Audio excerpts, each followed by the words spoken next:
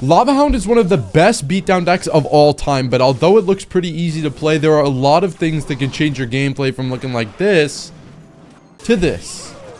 Jumping into game number one, this is the best Lava Hound deck in the game right now. You can swap out Fireball for arrows, but it's just based off what you feel most comfortable playing. And this is the deck you should be trying to max and upgrade if you're interested in playing Lava Hound, because although the decks may change a little bit, like maybe you'd use a different spell or a different air card, maybe you'd use Mega Minion, it's really simple to just level up this deck and then swap out one card, as opposed to having to level up an entirely different deck, because nobody wants to do that, especially with how hard it is to level up decks. And look at this. We might be playing a Lava Mirror matchup first game of the video. How about that? And I was going to talk about what matchups are good and bad. This is a very bad matchup right here. So we're going to do our best to try and win it. Lava Hound's in an interesting spot right now because it is absolutely being boosted up by the chef. You should play it if you have it because it is ridiculously good with the interactions it gives. Like level 16 Lava Hound is not getting two-shot, or the pups are not getting two-shot. So this is insanely good value, and it changes a ton of different matchups. So, I mean, if you do have the Princess Tower and you don't have the Chef, that's okay, but I'd highly recommend trying to play the Chef if you have him, just because it makes life so much easier. And I think with the Lava Hound in this meta, one thing that's going to pay off is patience.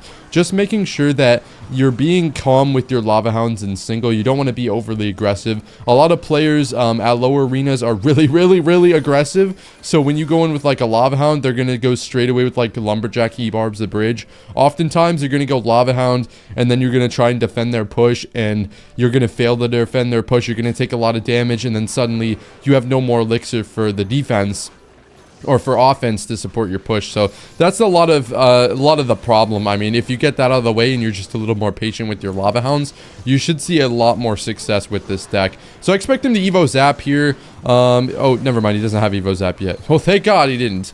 If he did, we would have taken an extra balloon hit. Nobody wants to do that. So I think what we're going to do here is we're going to take this little interesting play here and just reset the Inferno Dragon temporarily. It looks like we're going to pull all that back in. I don't really care that much, to be honest. The Lava Hound doesn't quite die yet. We're going to try and keep the Eye Drag alive as well.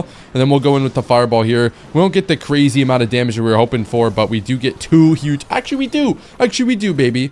We do get the two crazy hits that we were looking for there. And kind of with this matchup, it's just balance. And I'm thinking about...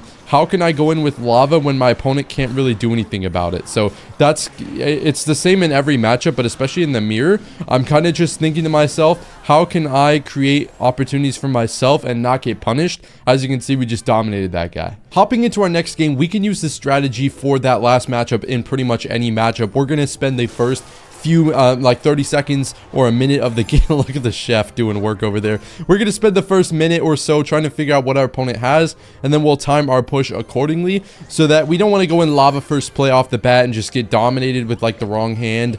Because another downside to going Lava first play is if you go Lava first play and then go in on defense, what can happen is, or go in on offense and then try and play defense, what can happen is you often still end up taking damage because you don't have a full elixir bar to defend. And also on offense, your opponent, you don't have enough elixir to like go with your spells or something, so your opponent can just go in with a cheap card, like maybe just one hunter, and completely rail your entire Lava push for very cheap elixir. So you don't want to do that. And so here we kind of just waited for his Goblin Giant, and the only reason I went Lava Hound was to go protect my Inferno Dragon so he can't kill it. And that's why we did that. We weren't necessarily trying to build up a push there, but it kind of does both things. Like if we think about it, we're building up a push and we're playing defense. Oftentimes in certain matchups, the Inferno Dragon won't get this kind of value on offense, but a lot of the time it's worth it to just pressure anyways. And something we're going to be looking at as well is targeting offensive pressure in the opposite lane. With decks like this, with Goblin Giant and stuff, you're going to get easy wins early on just by going Lava and Eye Drag, and this is why Eye Drag is probably preferable over Mega Minion. But yeah, if you face any Goblin Giant Pega decks or anything like that, that is a free win, so you're very happy to face those. Unfortunately, Lavaloon is not all sunshine and rainbows. There are a lot of tricky matchups out there, so hopefully, I mean, well, this is log bait, obviously. If you couldn't tell, this is log bait, but what makes this matchup so difficult is the patience required. You need to practice a ton against log bait, but honestly, using simple tips like being really patient and just focusing on your opponent's like counters to your deck is really, really helpful. Let's see if it's a deep barrel. It is, so I do have to commit guards to this as well. I mean, typically a nice like niche thing is you can Valk right here to full counter the barrel as the shadow like passes the river, but I wasn't prepared for it, so I couldn't do it that time.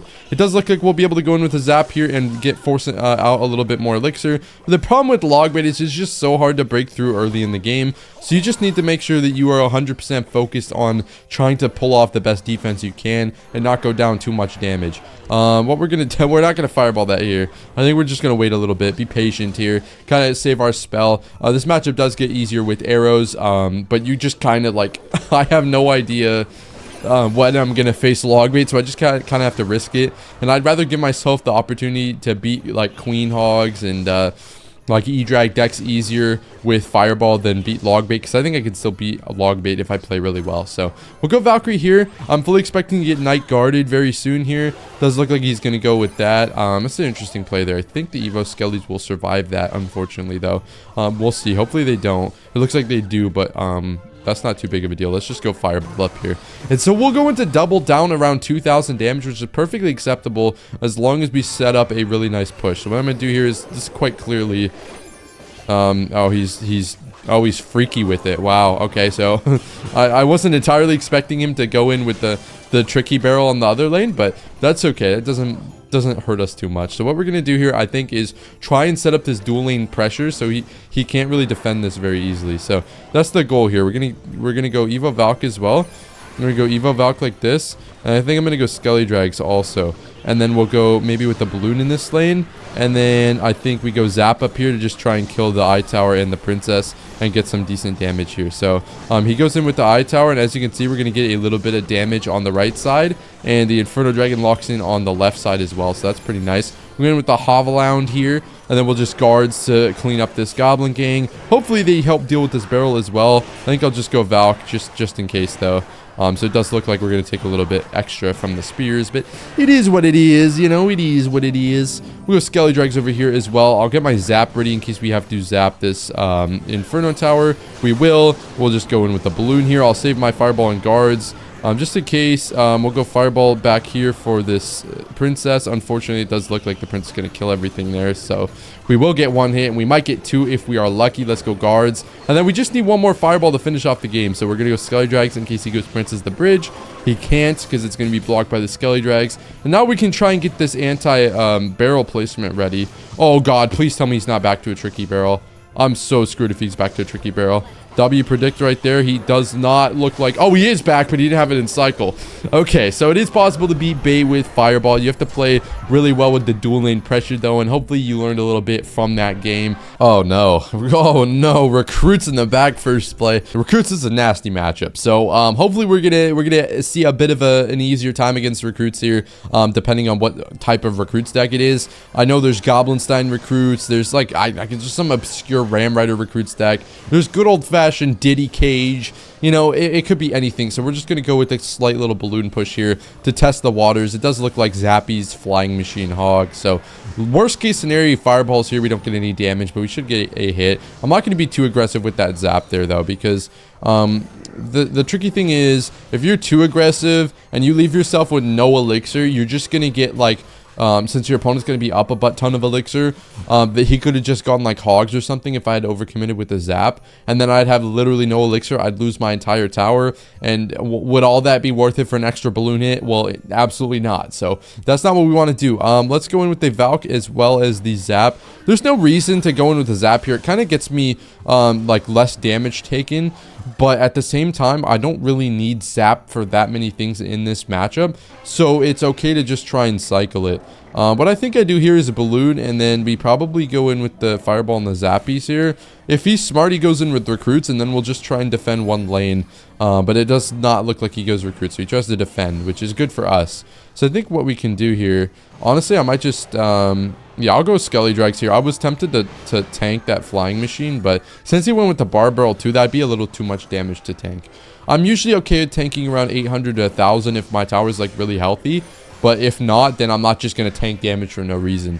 The reason you tank damage to begin with is to try and get your elixir advantage over your opponent.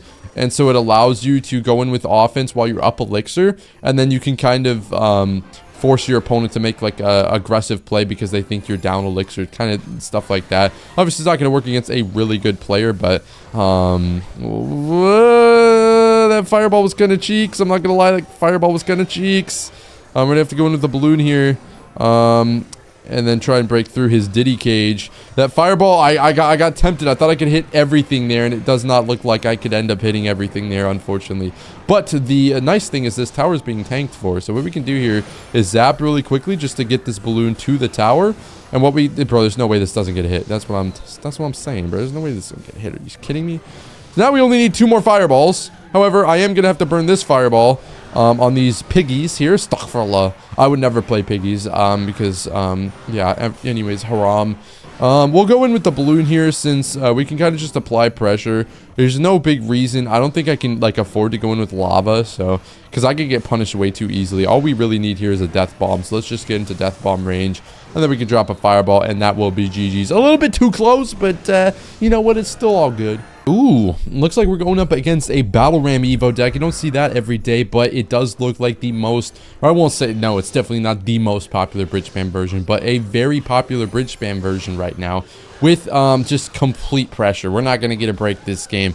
And these are the matchups that like really test you to see how well you know Lava Hound. And we're going to be hopefully giving you a nice guide on how to play this matchup here, because it's going to be very difficult for us to get a good opportunity to go in with the Hound here. He's got very good defense, or not defense, very good offense. The weak link is defense, so that's what we can kind of exploit. It's really funny because he has really good offense that I can't defend, and I have really good offense that he can't defend, so it's kind of like a weird balance.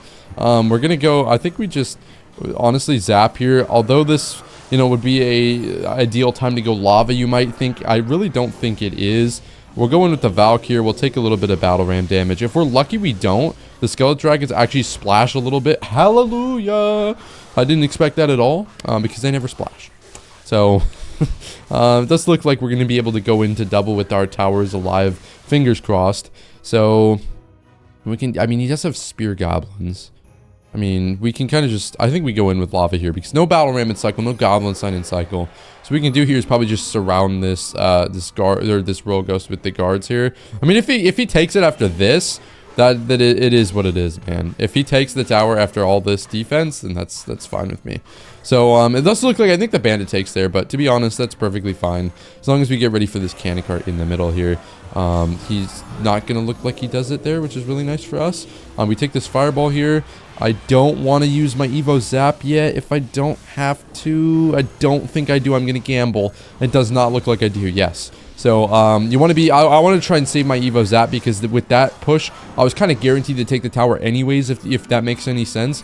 So I didn't want to use Evo Zap when I can save Evo Zap from the next push and kill the Goblinstein, because with the future balance changes, you'll be able to kill the Goblinstein with Fireball Zap, but for now you can only do Fireball Evo Zap. So we're going to do here is just Valkyrie. If she gets knocked back, she gets knocked back. I don't really care. I think she still drags it back and does decent damage to it. So we go Skeledrags over here. We take one battle ram hit. It's kind of whatever. With these decks, it's kind of really showing the flaws of a lot of decks right now. They don't have amazing counters to the Lava Hound balloon push. So we're going to get a nice hit here. We're going to have to be careful. I'm not going to commit too heavily to that ghost. I'm just going to go guards here late, because I want to make sure that, you know, I'm not tanking the ghost entirely, but also at the same time he has cannon cart, so we got to be a little bit careful here. Excuse me. I think we go eye drag here just because it's going to kind of like play a little decent defense against a lot of things he could potentially play here. We'll go Valkyrie in the middle too to pull this. And then I think we just go with the quick fireball. It should kill this ghost, should deal good damage to this Goblinstein. Of course, the Skeledrags just give up on the play. Call him Kyle Pitts. But now what we can do is use the Evo Zap and then go in with our balloon here, because he does not have Goblinstein in cycle for our balloon just yet. So he's going to have to Ice Spirit. He's going to have to figure out what to do here. We just go Valk real quick. We should get this balloon hit and just call it game right there. So we almost got 2, which would be kind of crazy. But as you can see, we just kind of wait until the Goblinstein's out of cycle. And a lot of times you can beat matchups easily when the Goblinstein is out of cycle. Hope you enjoyed that video. Hope that helped you a little bit with Lava Hound, and have a great rest of your day.